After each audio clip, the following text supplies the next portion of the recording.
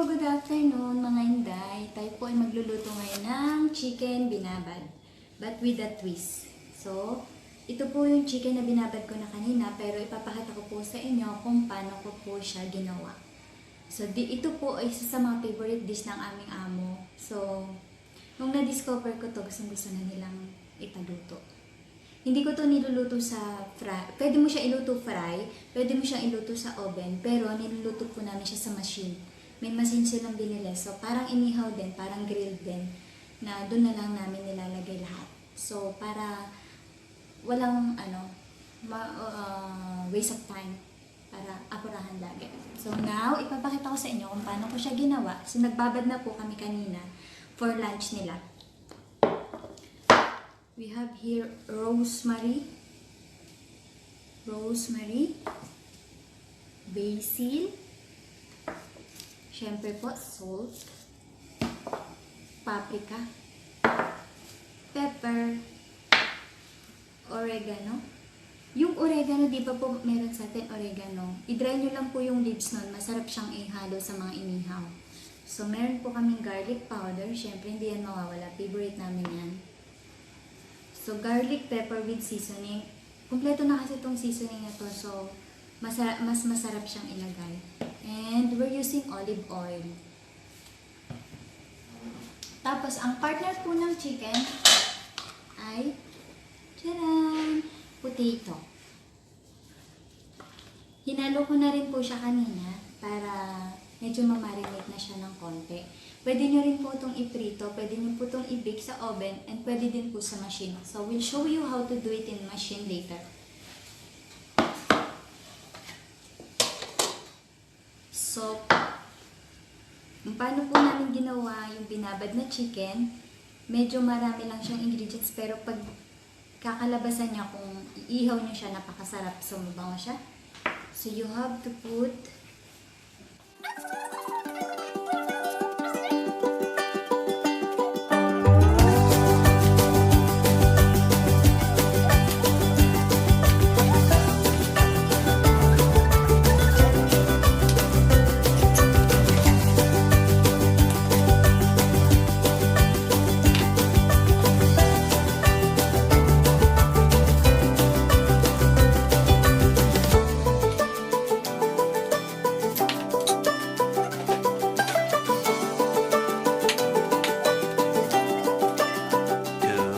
2,000 years later. mo kapag may konting olive oil.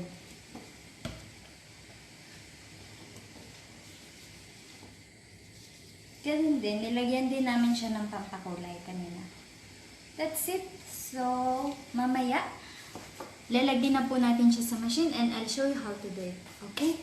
Tapos na po namin i-machine yung potato. So, 180 degrees yung init niya at saka 15 minutes lang po ilalagay sa machine. Now, lalagay ko ng... Oh! Mainit pa. Ilalagay ko naman po yung chicken. Whole chicken para kila amo, tapos mamaya na yung sa amin.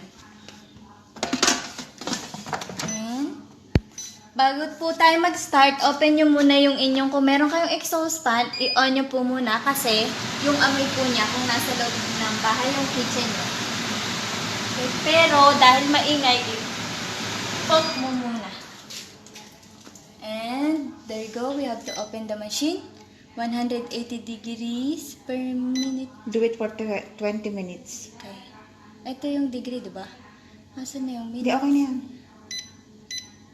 Wait. Okay. Okay. Minutes. Up. Ito. No. 2,000 years later.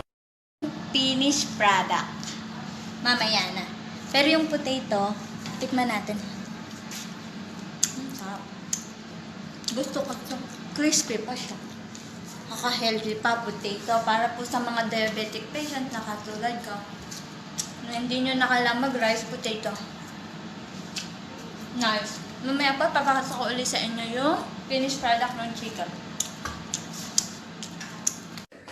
Ito na po yung finished product. Luto na. So yummy. Mamaya ipi-plating na po natin siya. That's the yummy chicken. Inihaw, ala Arab. And for the final touch, tapos na po ang ating chicken. Yummy. Pwede na po natin siya.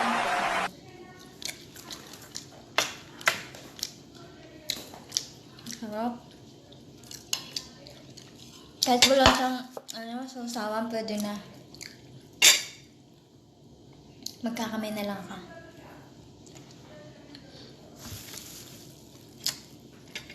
Yung niluto namin kila Amo, ubos, di ba? Walang natira. Naubos nila, walang natira.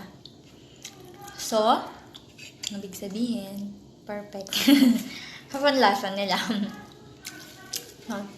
Thank you for watching this video. Sana, pwede nyo din po siyang gawin sa bahay nyo. So, sana nakatulong po ng kaunti yung video na yan para sa pang-araw-araw na dish nyo, may pagpipilian na kayo. Well, thank you for watching this, and please subscribe on my channel, Inday Nelly, and hit the notification bell. Thank you. Bye-bye. Kain na kami. Process mo kapag may konting olive oil.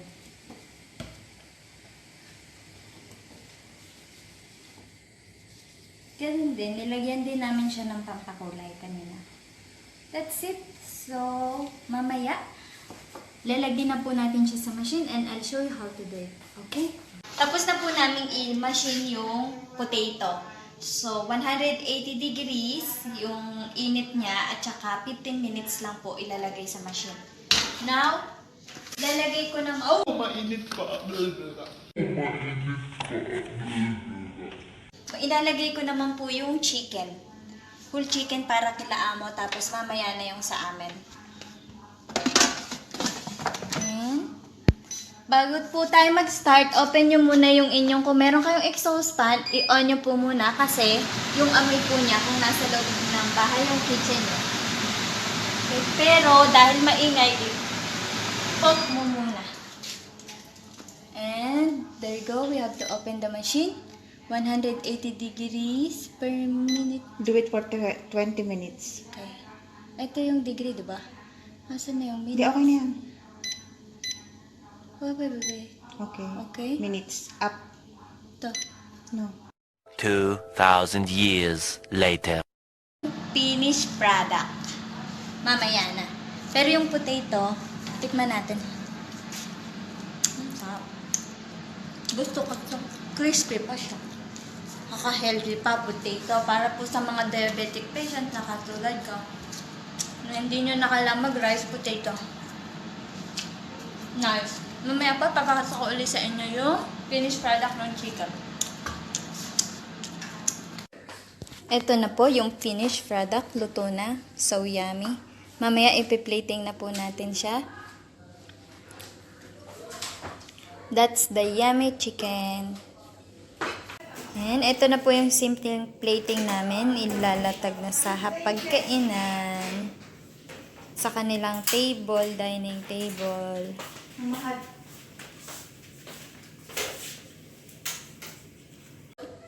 Inihaw, ala Arab.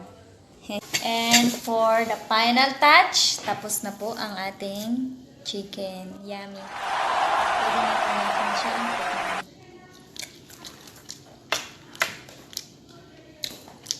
Sarap. Kahit wala siyang sausawan, pwede na. Magkakamay na lang ka.